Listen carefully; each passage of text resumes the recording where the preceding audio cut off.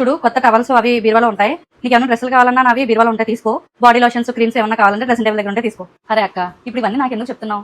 ఏమన్నా అవసరం అయితే నేను అడుగుతాను కదా. అత్తయ్య గారు బాగున్నారా? ఏంటమ్మా ఇంత సడన్ గా వచ్చావు? ఏం లేదు, హాలిడేస్ ఇచ్చారు కదా, కొద్ది రోజులు అక్క వాళ్ళ ఇంట్లో ఉండి ఇక్కడ ఉన్న ప్లేసెస్ అన్ని చూసి వెళ్దామని వచ్చా.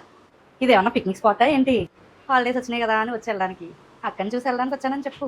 ఎలా వచ్చావు? నాన్న దించి వెళ్ళారా? అరే లేదు లేదు, నేను ఒక్కదానే వచ్చాను. ఒక్కదానే వచ్చేసావా?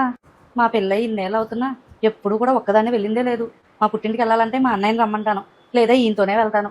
ఒక్కదాన్నే వెళ్ళేంత ధైర్యం నేను ఎప్పుడు చేయలేదమ్మా. ఈ కాలం పిల్లలు అంతేలే. అవును అత్తయ్య గారు, ప్రియా కాలేజ్కి ఎలా వెళ్తుంది? ఎవరైనా డ్రాప్ చేస్తున్నారా?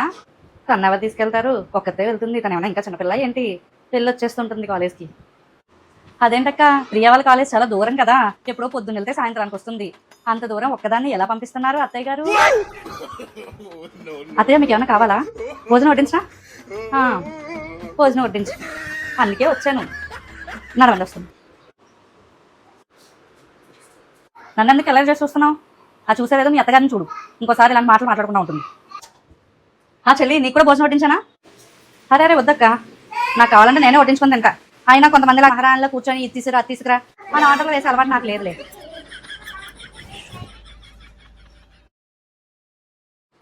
అరే నువ్వెందుకు గిన్నెలు కడుగుతున్నావు? వదిలే, నేను చేసుకుంటాను. వదిలే, ఏం కాదులే, నేను కడుగుతాను. కొంచెం అత్తయ్య గారు, కాస్త మీ ప్రియను కూడా అప్పుడప్పుడు మా అక్కకి హెల్ప్ చేస్తూ ఉండమనొచ్చు కదా. మా అక్కకి అసలు ఎవరిని అడగడమే ఇష్టం ఉండదు. అంత పనన్నా ఒక్కతే చేసుకుంటారు. కాస్త మీరే చెప్పొచ్చు కదా మీ అమ్మాయికి. అదే తను చదువుకుంటుంది కదా, ఈ పనులన్నీ చేయలేదు. అన్నట్టు ప్రియా ఏం చదువుతుంది? డిగ్రీ చదువుతుంది. ఏదో IAS IPS కి ప్రిపేర్ అవుతున్నట్టు అంత గొప్పగా చెప్తున్నారు. పని చేయడానికే తీరిక లేదంట. కాస్త హెల్ప్ చేస్తూ ఉండమని చెప్పండి. ఎందుకంత గట్టిగా పట్టుకోలేగావు? నా చేతిని ఇంత గట్టిగా పట్టుకునే బదులు మీ అత్తగారు పేక పట్టుకో, పేడ పోతుంది. ఏం మాట్లాడుతున్నావే? విందంటే ఇద్దరిని కలిపి చంపిస్తుంది.